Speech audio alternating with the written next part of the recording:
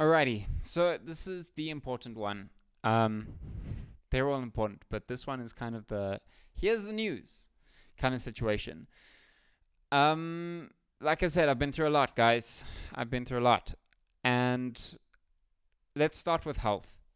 So Japan is there's a lot of money in Japan. That said, there have been weeks that there were those two trading sessions that just killed off my entire week.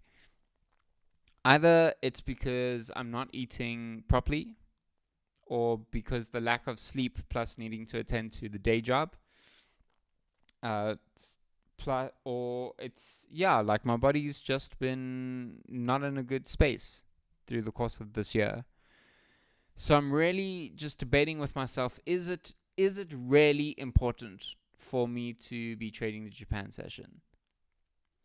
Surely that money, with the skill set that I have now, like, am I just afraid at the end of the day? Am I just afraid to be trading the DAX? Or am I just afraid to be trading the Dow? Or in the past, were there genuinely just too much going on during the day, and now there isn't all that much going on during the day? For now, where I don't necessarily have the pressure to perform because Japan is the only time set available to me back then. Like now, I've got time again.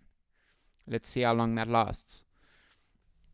Um, I didn't mention this, so I'll put it in like an annotation thing in the previous episode. But what I learned from the previous Japan session was that um, my I needed to tweak when to actually get in properly, and at the same time, realizing that the 1 minute time frame just wasn't in my favor. And in fact, I also realized that having to exponentially bet size on the Japan market is like dangerous, and not necessarily dangerous as in don't do it, dangerous as in don't do it at the stake size that I did.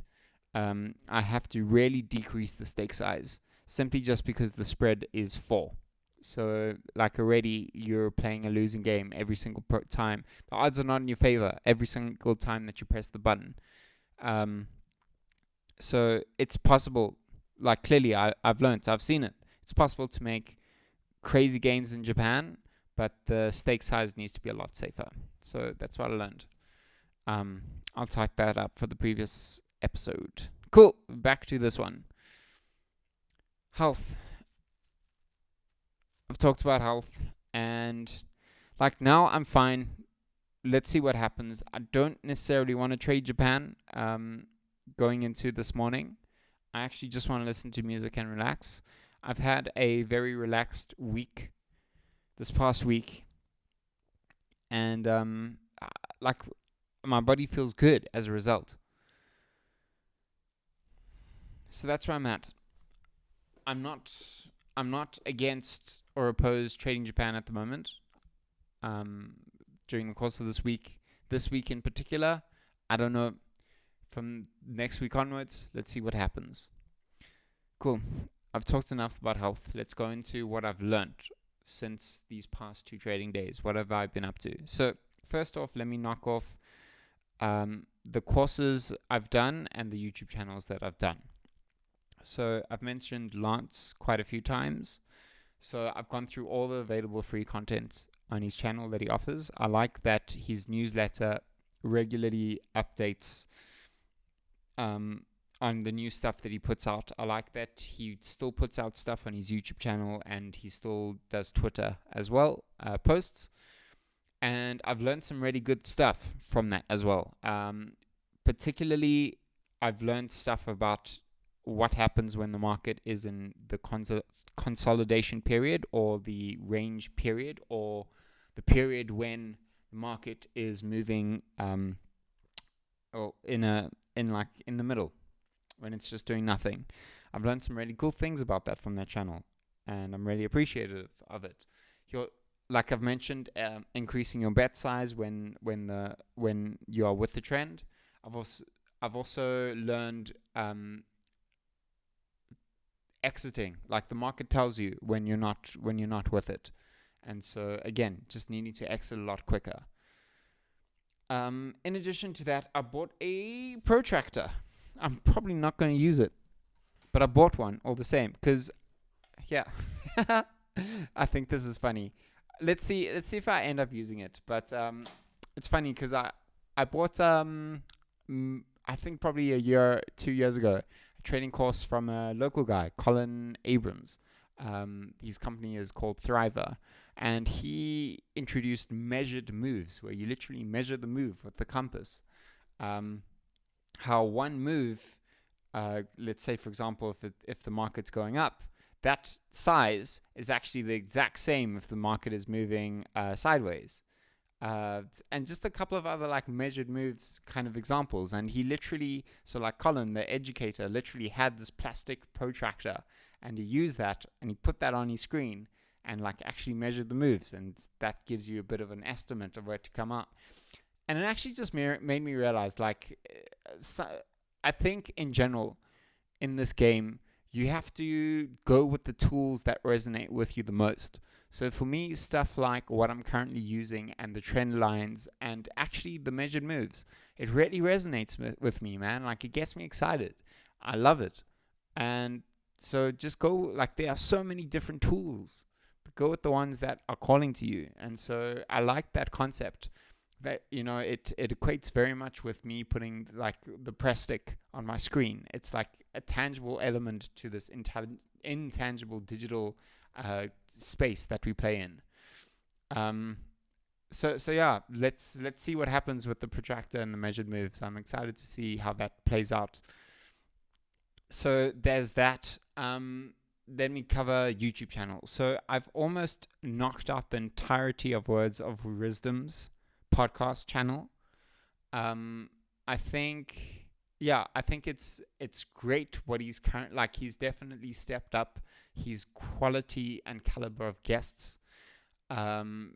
These past couple of episodes where he's got actual licensed professionals, institutional traders, branded market wizards, great stuff. His earlier stuff where he's got, like, I get it now. I get why this industry is filled with, as my coach Sandy says, lots of sharks, and I get why the industry became such in such a time frame.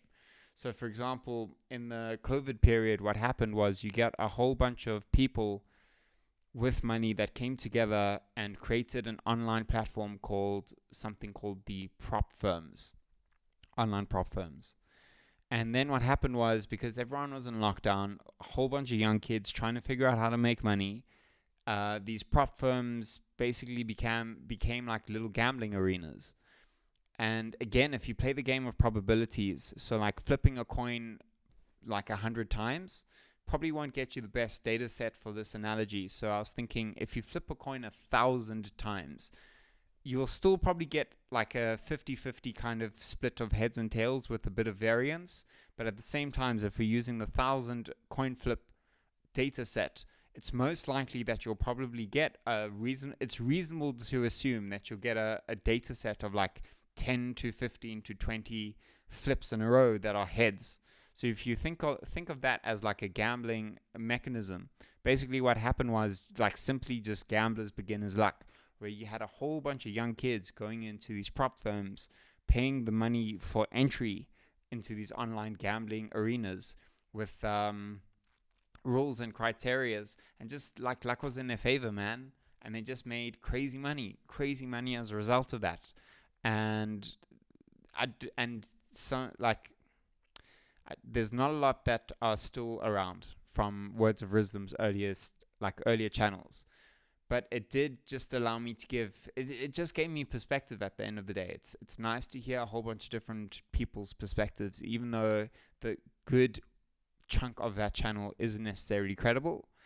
But I think the podcast host is doing his best to kind of level the play field now in response to criticism.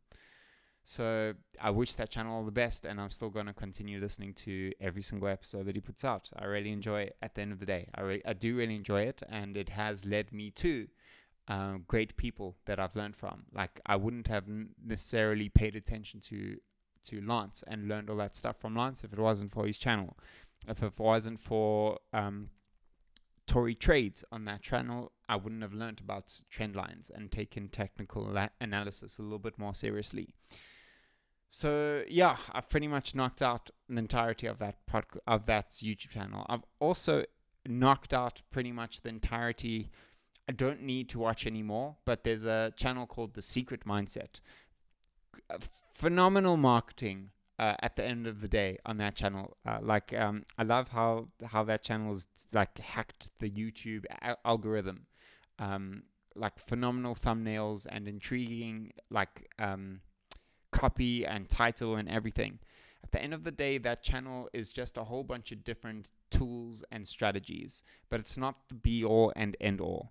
But still, I think the person who makes that channel has like a good heart and good intention. I don't know, like they do sell a course. I'm zero interest in the course, but like, you know, of all the channels that are out there, that one's not bad. Like, that person's put a lot of quality into it, and I've learned some good stuff from it as well. So thank you. I'm very appreciative of that channel too. So that's all the YouTube stuff, and like, we're talking hours here, hours upon hours and hours of content that I've knocked out. So again, it's not like I've done nothing while I've been absent. Now let's go into books. I've knocked out quite a few of the Market Wizards books now. I've knocked out Schrager, the author of Market Wizards. I've knocked out his technical analysis book as well. It's this massive tome that I showed in one of my previous episodes. I've got a very good understanding of technical analysis now. Like, there's nothing new I can learn from it.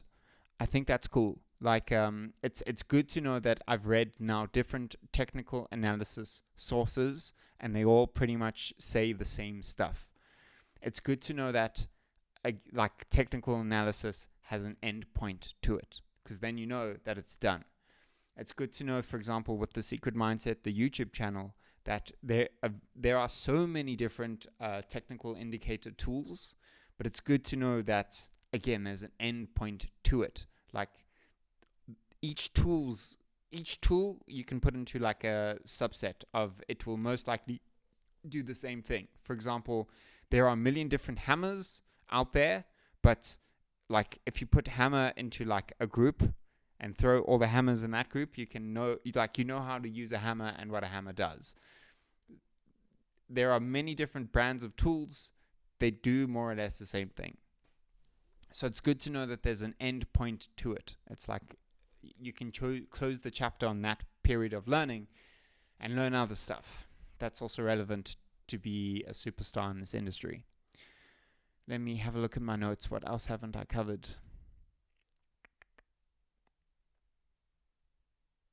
Cool. Other books. Let me wrap up books, and then I'll go into like me and life. So I finished a book called The Tao of Trading. Again, in a previous episode, I talked about a book that I read called Badass Trader, and at the end of that had a whole bunch of recommended reads, and I'm just kind of knocking out those books at the moment. So one of them is Tao of Trading by someone or another. Not a great book, to be honest. I've seen that book quite a few times suggested. Yeah, that book is like it's a tool book. It's like, follow this tool and you will become successful with riches. And it's very, it's like, yeah, that's just my take on it. I'm not necessarily happy with its writing style. However, I'm very grateful to that book, because if it weren't for that book, I wouldn't have understood how short selling actually works. There's a very good, that part was very good. So again, all these different books, all these different things, they have small little gems in them, and you just have to keep digging for them. Every single weekend, I've committed to rereading Reminiscences of a Stock Operator, looking through my notes, making new notes if necessary, like if there's stuff that I didn't catch, and then reading a new chapter, if that makes sense. So And then on top of that, this past weekend, I started reading Jesse Livermore's book. And let me go into that. So I'm right at the beginning, but there was a really good quote that he said that profits take care of themselves, but losses don't. So again, it just comes back to believe in yourself. The profits, and I've seen it now more than enough times, the profits really do actually take care of themselves, but you have to snap, just like what Lance says. Like, if there are a couple of seconds now going and the market is just not showing you that it's going to be making you money, just get out. It doesn't have to hit your stop loss. So that's that. That's everything to do with books, to be honest, where I'm at now at the moment. Books on my radar that I'm busy with. Mike Bellafiore's book, One Good Trade and the Playbook, but I'm starting with One Good Trade at the moment. I want to finish Jesse Livermore's book, and so yeah, that's stuff that I'll tackle on the weekend. So that's everything there. What else? Cool. Let's talk about what happened this past. Yeah, let's talk about everything that happened this past weekend. So this past weekend was also no, it wasn't this past weekend. It was 2 weekends ago now. It was the Success Resources event, and my coach Sandy was there. Yay! So I got to see him for the first time this year, and I got to make some new friends as a result. I always go there with different expectations. So this one was, I just wanted to go there and make some friends. People, like, again, new people on the journey. We played a round of Cash Flow, the board game, and it was cool. Like, I got to take charge with a leadership approach because, and every single time I play that game, I always learn something new. So, like, that's probably, again, it comes back to journaling. Like, there's always a smoother way and a more refined approach. Like, to be honest, nobody got out of the rat race during that particular game. In like an entire crowd room, like, the game was rigged for you to fail, to be honest. Like, they didn't even print the back sheet for what happens for round 2 of that board game. But on my analysis of how we played, from a trading perspective, when the trading card came up, I just realized, like, I could have gone the entire team out of the rat race. This makes no sense if you haven't played the board game. But I could have legit gotten the whole team out of the rat race. I just needed to change my approach. But you don't know that idea until you analyze yourself. So I saw Coach Sandy. I got to catch up with him. He even surprised me with asking for a spontaneous testimonial for his coaching. So he brought me up on stage, and that was cool. That was a dream come true. Thank you, Sandy. I finally got to speak on a Success Resources stage, and it was just such a pleasure to serve you and to serve everybody you considered taking up your coaching. So that was awesome. I really loved that, and yeah, like, it's such a cool journey. This has really just been such an awesome journey. I'm really loving it, and I'm seeing the improvement. And man, like, I'm excited for April, and I'm excited for May and June. Let's see what happens. Cool. So now let's go into actually, like, talking trading stuff. What's happening? What's up next? So first off, Coach Sandy's next coaching program is taking place during my birthday weekend. And I'm like, I have to make it. Come on. Like, I know I can do it. It's a very reasonable, attainable goal. I'm not going to force myself. I'm not going to be hard on myself either. But I'm going to be there, full stop. Like, if it means that I'm paying for full, or because there is an option to pay for you coming through as a guest. Therefore, like, there's a different kind of payment that's a little bit cheaper. Either way, I'm going to be there, but it'll be so much cooler if I get there as a result of trading profits. So that's a little, like, goal that I've got going for me in the back of my head. I'm going to be there. It's my birthday. How could I not be there? So there's that coming up. There's Robert Kiyosaki live coming up also in the beginning of May. It would be really cool to go to Robert and say, like, Robert, finally, I've done it. Like, I'm finally successful financially. I'm not going to force myself on that either. Like, the time frame already, we're a week into April. So it would be ridiculous. It would be suicidal for me to put that kind of pressure on me. Where the markets currently are at, Trump's just done his, like, tariffs kind of story, and like Dow Jones, like all of them, it's just like a bloodbath. To be honest, like all the markets have tanked by a good couple of thousand points. But I mustn't let fear stop me. I think that's the biggest like takeaway that I've learned from this. Like I've had a lot of fear of re-entering the game with my live trading account, but I think that's because and like sustainably so. Like I lost almost $100 back then with my approach to the markets and with my trading spreadsheets and like all that stuff.